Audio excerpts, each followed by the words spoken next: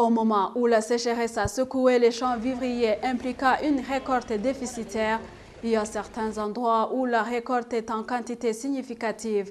C'est notamment dans les communes Kiganda et Guieta où les agriculteurs modernes ont fait la multiplication et la production des semences sélectionnées des cultures comme la banane, le manioc, macadamia, maïs et bien d'autres. Joseph Boutolé a salué les efforts des agri-éleveurs modernes car leur récolte est bénéficiée par tout le pays. L'exemple est celui d'un agri-éleveur Simbale Jean-Baptiste qui a une étable moderne ayant 84 vaches qui produisent une quantité de 200 à 250 litres de lait par jour. Ils fournissent ainsi le lait à la population environnante ainsi que ceux de la mairie de Bujumbura. Il a aussi un poulailler de plus de 4000 poules qui produisent une quantité suffisante d'œufs à exporter. Le deuxième vice-président de la République a visité aussi une association qui produit du miel à partir des greniers modernes. Cette association Terra Renaissance fabrique différents produits comme les assiettes, les briques et bien d'autres. Pour Joseph Boutolé, on ne peut pas séparer l'agriculture et l'élevage et se dit satisfait qu'il y a des endroits où la récolte est bonne malgré les changements climatiques.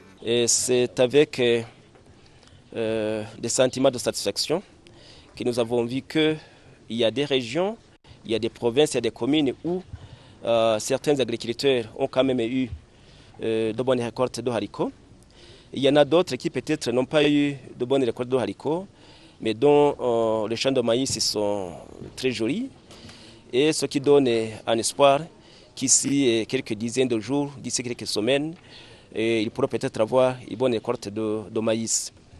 Dans l'ensemble, ceci donne un espoir à tout le monde parce que celui qui peut-être a eu une bonne récolte avec la saison A, il est encouragé, n'est-ce pas, à multiplier ses efforts pour encore une fois avoir une bonne récolte avec la saison B. Et celui qui n'a pas eu une bonne récolte avec la saison A, quand il voit qu'à côté, il y a un voisin qui a réussi, mais écoutez, lui aussi n'est pas découragé parce qu'il espère qu'avec la saison B, il pourra lui aussi avoir quelque chose. Le deuxième vice-président de la République a clôturé sa visite au stade de Gitega où il a assisté à un match final de la Coupe de l'Unité nationale. Le match opposait l'équipe Vitalo et Messager Ngozi. L'équipe Messager Ngozi a remporté le match après tir au but sur un score de 5 buts contre 4 de Vitalo. Signalons que les meilleures équipes et meilleurs joueurs ont reçu des prix, tandis que Messager Ngozi a décroché la Coupe de l'Unité nationale.